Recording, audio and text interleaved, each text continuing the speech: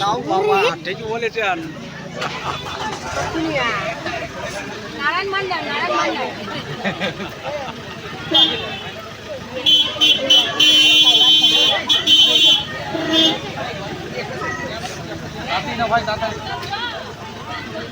চলো ভাই।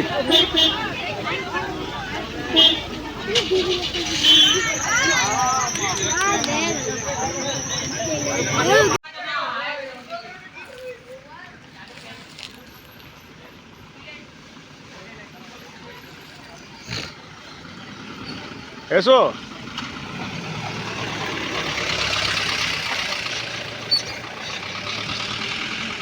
গাড়িতে করে আসছে তো।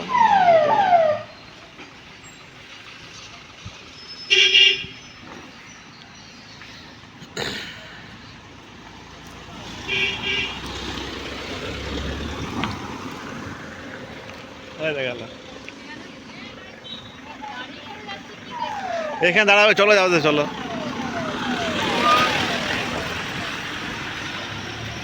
চলো যাও, চলো। সব গুটি দিয়েছি তো, কিছু নাই তো? আচ্ছা,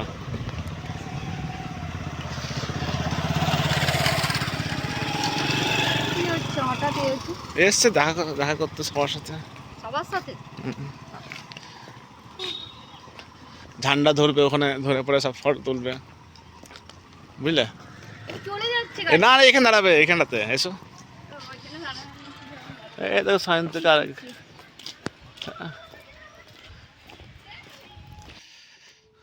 হ্যালো ফ্রেন্ডস, আবার এক নতুন ভিডিও নিয়ে চলে এলাম। আজ রানীবাঁধ বাঁকুড়া জেলায় তাঁতিপাড়ায় আমাদের এখানে 18 তারিখ ফেব্রুয়ারির 2024 তৃণমূলের সাংসদ আমাদের এখানে এসেছেন সায়ন্তিকা ব্যানার্জি, যিনি বাংলা সিনেমার অভিনেত্রী এবং তৃণমূল কংগ্রেসের সাংসদ। আমাদের সাথে এখানে আমাদের সকলের সাথে দেখা করার জন্য এসেছেন। পরে তো এই রানীবাঁধটা ঠিক করে দেওয়ার দায়িত্ব তার ছিল না? মানুষকে বলে ভোট চাওয়ার সময় এসে ভোট চাইবে, তারপরে ভোটটা পেয়ে যাওয়ার পরে 5 বছর ধরে কি করেছে সুভাষ সরকার তোমাদের জন্য? বলো কি করেছে? বলেছিল বেকারদের চাকরি দেবে, সবার অ্যাকাউন্টে 15 লক্ষ করে টাকা।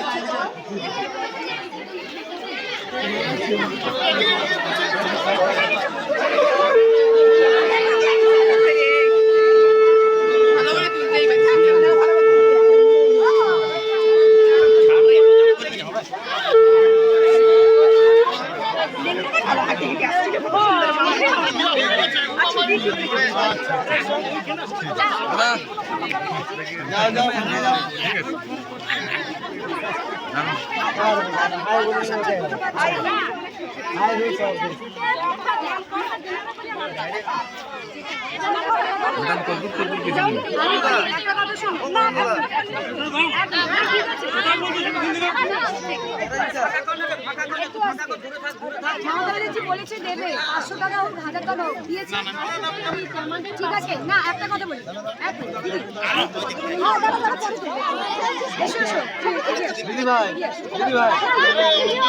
না না ভিডিও করতে হবে না, আমি তো কথা আমার কথা শোনো। আমাদের যায়নি ওই লেদা পাকুড়ের ওই দিকটা।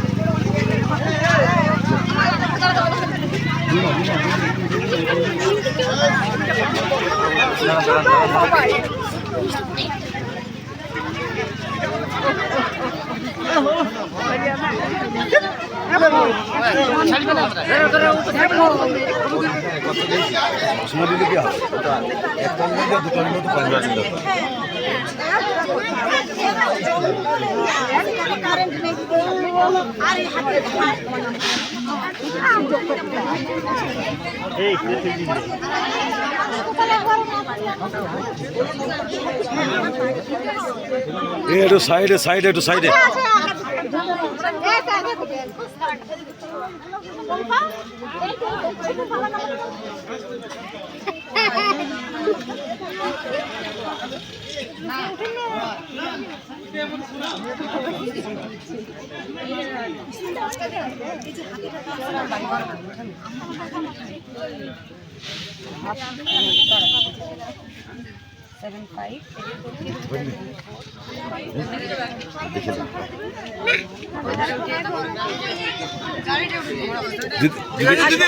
দিদি একটা সেলফি নিলে।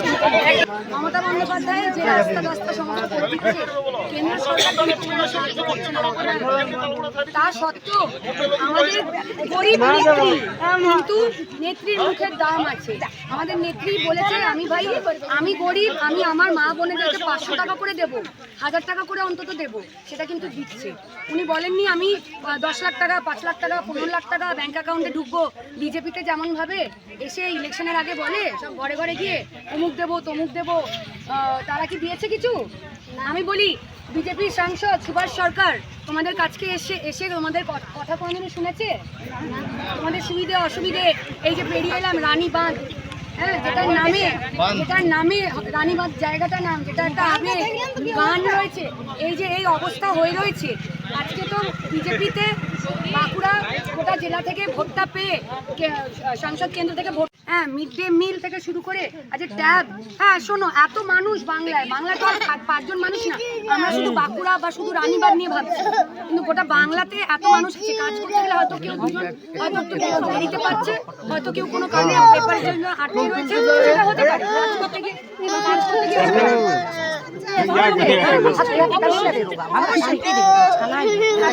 না, আজকে তো বিজেপিতেও বলেছিল, যখন বিজেপি সরকার করেছিল, বিজেপিতে বলেছিল যে 2 কোটি বেকারের চাকরি দেবে, বলেছিল তো। তো তোমরা তো এই প্রশ্নটা বিজেপিকেও করবে তো নিশ্চয়ই, যখন তারা আসবে। হ্যাঁ সেটাই তো, তারা তো আসবে, তারা এমনি সময় আসে না। এখন কোথায় ইলেকশন 2-3 মাস দেরি আছে, ও তারা আসবে কখন বলো তো? ঠিক ইলেকশনের আগে আমাদের কাছে ভোট চাইতে, নিয়ে ভোটটা দিয়ে পেয়ে যাবে, নিয়ে আর কোনোদিনও আসবে না।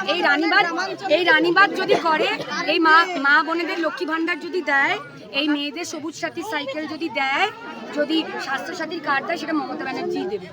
আজকে আমি বাঁকুড়া বিধানসভা থেকে হেরে গেছিলাম 2021-এ, ঠিক আছে? আমি কিন্তু পালিয়ে যাইনি, আমি হেরে যাইনি, আমি মানুষের ভালোবাসা পেয়েছি, মানুষের কাছকে আসছি। আজ রানীবাঁধ বিধানসভাতেও আমি আসছি কাজ করতে মমতা বন্দ্যোপাধ্যায়ের প্রতিনিধি হয়ে, ঠিক আছে? কিন্তু বিজেপিতে শুধু আসে ভোটের আগে, ভোট চাইতে। তো তাদেরকে বলবে যে আবাসের যে টাকাগুলো বন্ধ করে রেখেছে, আজকে কেন্দ্র আর রাজ্য মিলে আবাসের টাকা, আজকে গরিব মানুষগুলোর 100 দিনের কাজের টাকাটা যে আটকে রেখেছে, মমতা ব্যানার্জি যদি চায়ও একা দিতে পারবে না, কারণ রাজ্যর অত টাকার ক্ষমতা নেই। কেন্দ্র যদি সাহায্য না করে রাজ্যকে, তাহলে রাজ্য দিতে পারবে না। 2 বছর ধরে আটকে রেখেছে বিজেপিতে, 2 বছর ধরে আটকে রেখেছে। তো যখন সাংসদ ভোটটা নিয়ে সাংসদ হয়েছে সুভাষ সরকার, তো ওনার তো এই উত্তরগুলো দিতে হবে। এই উত্তরগুলো তো তোমরা যখন ওনারা আসবেন, তখন অবশ্যই আমাদের হয়েও তোমরা জিজ্ঞাসা করবে যে আবাসের টাকাগুলো দিন, কেন 2 বছর ধরে আটকে রেখেছে? ইউপি বাকি যে রাজ্যগুলোতে, সেগুলোতে টাকা আটকায়নি, শুধু বাংলাতে আটকে রেখেছে। কেন? কারণ 3 বারের জন্য মুখ্যমন্ত্রী হয়েছে মমতা বন্দ্যোপাধ্যায়কে মায়েরা বোনেরা ভোট দিয়েছে, হ্যাঁ, সবাই মিলে বাংলা মানুষের ভোট দিয়েছে। 2বারের মতো মুখ্যমন্ত্রী হয়েছে বলে তারা কিছু করবে না। কিন্তু তারা এই যে এখানের নেতারাই তো বলে গিয়ে দিল্লিতে গিয়ে বলবে ওদের কোনো প্রকল্পের টাকা দেবে না, ওদের আটকে দাও। এই যে তা সত্ত্বেও পথশ্রী, তা সত্ত্বেও এই যে স্বাস্থ্যসাথী, তা সত্ত্বেও লক্ষ্মীর ভাণ্ডার, তা সত্ত্বেও বার্ধক্য ভাতা, বিধবা ভাতা, এত ভাতা, হ্যাঁ, হয়তো কোনো জায়গায় দেরিতে পৌঁছাচ্ছে, হতে পারে। এত মানুষ কন্যাশ্রীর উপর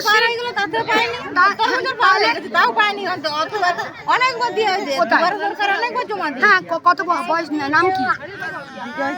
হ্যাঁ, এই জেনারেল যারা রয়েছে তাদেরটা এখনো ছাড়া হয়নি। যখন 10 বছর, 10 থেকে 12 বছর, শোনো আমার কথা, শুধু আমাদের বলে না, আমি ওই জন্যই নাম জিজ্ঞাসা করলাম। জেনারেল কাস্টের যারা রয়েছে, জেনারেল কাস্টের অনেক মানুষ রয়েছে, তাই তো?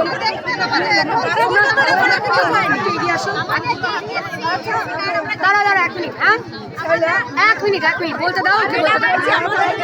আরে দিদি বলতে দাও, তুমি চুপ করে 1 মিনিট বলো। একটু আস্তে একটু, না সবাই মিলে বললে আমি বুঝতে পারবো না। একটু দাঁড়াও, আমি কথা বলছি, তুমি দাঁড়াও, আমি বলে দিচ্ছি। এক মিনিট দাঁড়া, ও আগে বলছে, ও বলবে। বলছি আমাদের যে কাস্ট সার্টিফিকেট এসসি না শুনি আমি। হ্যাঁ বলো। এসসি তো আমরা অনেকবার ভিডিওকে এসডিও সবাইকে জানানো হয়েছে, কিন্তু এসসি সার্টিফিকেট আমরা পাইনি। ঝাড়গ্রাম, মেদিনীপুর সব এদিকে এগিয়ে আসো, এগিয়ে আসো। তোমাদের কথা শুনতেই এসছি আমি, সবার কথা শুনবো আমি, কোনো চিন্তা নেই। মমতা ব্যানার্জি ওই জন্যই পাঠিয়েছে আমার। তোমরা পেপার পত্র সব জমা করেছো ঠিক করে? সব ডকুমেন্টস আছে আমাদের এসসি। আচ্ছা এখানে দাদা বুথ সভাপতি সঞ্জিত বাগেশ। এদিকে আসো, হাত তুললে হবে না। কত এখানে বুথ নম্বর কত? এখানে বুথ নম্বর 231। তোমার নাম কি ভাই? আমার নাম সঞ্জিত বাগেশ। 231। সঞ্জিত? সঞ্জিত হ্যাঁ সঞ্জিত, SNJIT। সঞ্জিত, হ্যাঁ সঞ্জিত বাগেশ। আচ্ছা আচ্ছা। এখানে কাস্ট সার্টিফিকেট পাইনি কেন এখনো? কাস্ট সার্টিফিকেট ম্যাডাম আমি ওই কাস্টের মধ্যেই পড়ি বলো আর কি। আমাকে কি সমস্যা, আমি তাহলে কথা সমস্যা বলতে কি আমাদের মানে ঝাড়গ্রাম ডিস্ট্রিক্টে আমাদের যারা স্বজাতি বা আমাদের যারা কুটুম্ব আছে, আত্মীয় ঠিক আছে। কুটুম্ব, ওনাদের এসসি সার্টিফিকেট আছে, কিন্তু আমাদের এই বাঁকুড়া ডিস্ট্রিক্টে এসসি সার্টিফিকেট আমাদের হচ্ছে না। মানে আমাদেরও আছে, বৌমা টৌমা আনা হয়েছে, তাদের আছে, হ্যাঁ তাদের আছে, কিন্তু আমাদের হচ্ছে না। মানে বাঁকুড়াতে বাঁকুড়াতে কিছু এই সমস্যা কি আমি শুনি? দাদা পূর্বপুরুষেরা পান সম্প্রদায় যদি হয়ে যায় তাহলে কাস্ট সার্টিফিকেট পেয়ে যায়। আমাদের বাঁকুড়া জেলার এই দুটো প্রান্তে, এই যে বাড়িকুলের প্রান্তে, ওখানে ওরা সাত কাজ ওরা কাস্ট সার্টিফিকেট পেয়ে যায়। এদের নোট করছে দলিলে দিতে পারবে বা ডিডে সেই উল্লেখ নেই, যার ফলে আমি মহকুমা শাসকের কাজ পর্যন্ত এদের প্রতিনিধি নিয়ে আমরা গেছিলাম। তাতে তখন এই অনগ্রসর মন্ত্রী ছিল চূড়ামণি মাহাতো, চূড়ামণি তার কাছে পর্যন্ত গেছিলাম এদের 5 জন প্রতিনিধি নিয়ে, কিন্তু সুফল মেলেনি। এসডিওকে তাগাদা করার জন্য বলেছেন, এসডিও ম্যাডাম এসে আগের এসডিও উনি তাগাদা করেছেন, তদন্ত করেছেন, সেই রিপোর্ট পশ্চিমবঙ্গ সরকারের কাছে মানে জমা হয়েছে। এবারে ব্যাপারটা হচ্ছে যে ওনাদের পূর্বপুরুষদের ওই পান ওইটা নেই, নেই বলে আর মেসেজটা দিদির কাছে পৌঁছে আর কি। ভিডিওটা লিখছেই না। মেসেজটা কেন নাইনি জানো তো? কেন নাইনি আমি বলছি, কারণ যেহেতু আর কেন দেওয়া হবে না সেটাও জানাতে না, বা লিখিত আমার কথা শুনো। অবজেকশন করা হয়েছে, ভিডিও করে দিয়েছি। ও দিদি আমার কথা শোনো, কেন নাইনি আমার কথা শোনো, আমার কথা শোনো। যেহেতু উনি কেন নাইনি এখনো, কারণ উনি লিখে নিতে পারেন, কিন্তু তাহলে তোমার মনে একটা আশা জাগবে যে হয়ে গেল এবারে আমার কাছে, ঠিক? কিন্তু ওনার লিখে তো লাভ নেই, কারণ আগে সরকার যখন এটা শর্ট আউট করবে, মানে সলিউশন বের করবে, যে উনি যে কথাটা বললেন যে পান মানে পূর্বপুরুষদের এতে না, তাদের আছে, আমি তো বললাম। পত্র আছে, কিছু জনদের আছে, কিছু জনদের নেই। এবারে যাদের নেই তাদেরটা কি করা হবে সেটা এখন কিন্তু সরকার থেকে ঠিক হয় বিবেচনা করছে, বুঝেছো? যেহেতু ডিসিশনটা এখনো হয়নি, সেই জন্যই তোমার নামটা এখনো লিখে লিখলে কি হবে বলো তো? তোমার মনে আসা যাবে, কিন্তু তুমি তো দিতে পারবে না যতক্ষণ সরকার ওটা ইয়ে করবে। আমি শুনলাম, আমি তোমাদের আর্জিটা দেখো তো, আমি তোমাদের আর্জিটা অবধি জানি, মুখ্যমন্ত্রীর কাছে বিচারাধীন আছে, রিভিউ করবে।